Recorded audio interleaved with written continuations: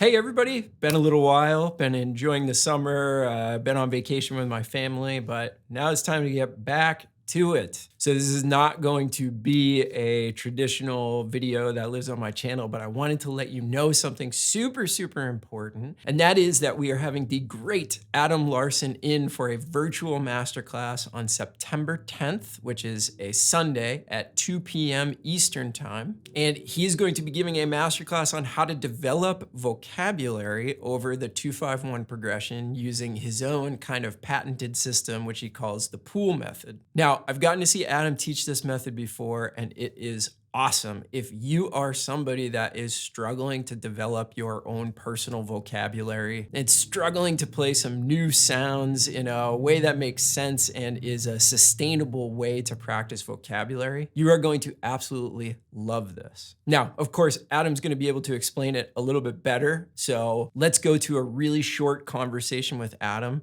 But if this sounds like something you want to be a part of, make sure you click the link below this video and grab your tickets for that masterclass on September 10th at 2 p.m. Eastern. We'll be hosting it on Zoom. Adam will be doing a presentation, and then we're going to open it up for Q&A from everyone in attendance. So here's a quick conversation with Adam, and I hope to see you on September 10th.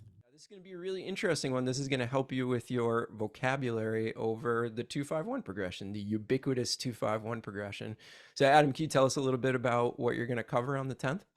Of course, yeah, I'm going to go through what I call the pool principle. I'm a big fan of trying to relate things that have nothing to do with music to music through analogies. So, using the 2-5-1, the pool principle is basically thinking about the sequence of going off a diving board. And if you go off a diving board, the diving board's in the same place. Hopefully, every time you go off of it, the water is pretty much in the same place. Maybe it fluctuates a little bit with how much wind there is. But the thing that changes, no matter how many times you go through the sequence, is you yourself. And so, what does it have to do with the 2-5-1?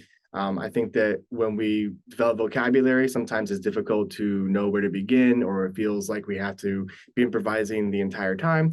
I think that going through the process of the pool principle, we keep some things that are more or less the same or fixed. And then we focus on a very short amount of time where we have to truly improvise. And then we can inform how we're going to improvise based on different sounds and colors. So in the sequence of a 2-5-1, the diving board becomes the 2 chord because we're going to play the same information there.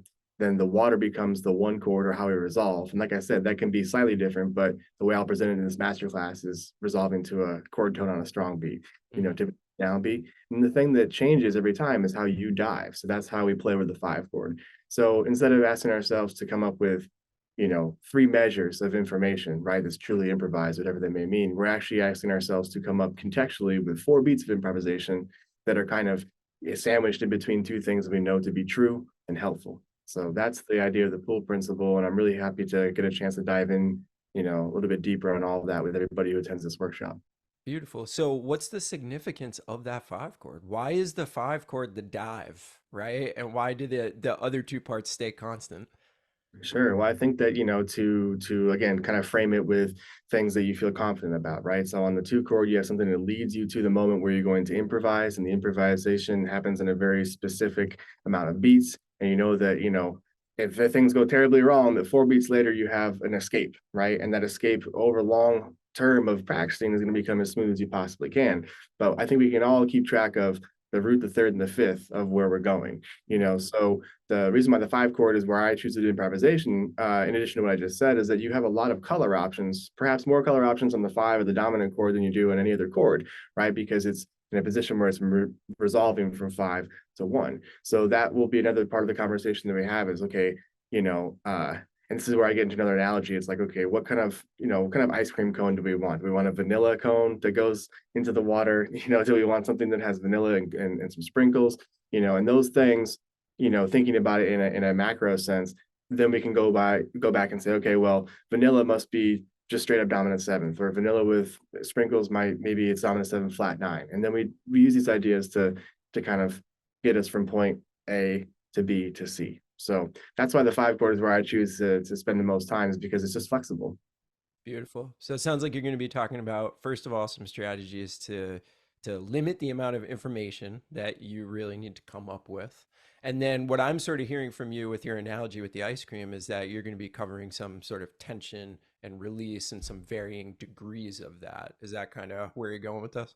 Absolutely, and in a way that is, hopefully digestible. I think when you start getting some more things together theoretically, and you hear things like tritone sub or alto dominant, if you're anything like me, it was very difficult beyond learning the scale how to know how to take that sound and make music out of it, right? And maybe the only thing you'd ever able to do is like play the scale, and it felt weird. It wasn't really sure how to do it. So, yes, I'm going to show you some ways to take those sounds that may be kind of on your mind or maybe scary, and put them in a way that's hopefully contextually a little bit less terrifying to move to a destination. And then again, long term, post workshop, you'll have the tools necessary to go about this and practice it on your own, as well as some PDF accompaniments that'll come along with it. So a lot of good information that I think will probably be inspiring, hopefully, to people as we're doing it. And then long term, you have an opportunity to work on these things to put into your own playing.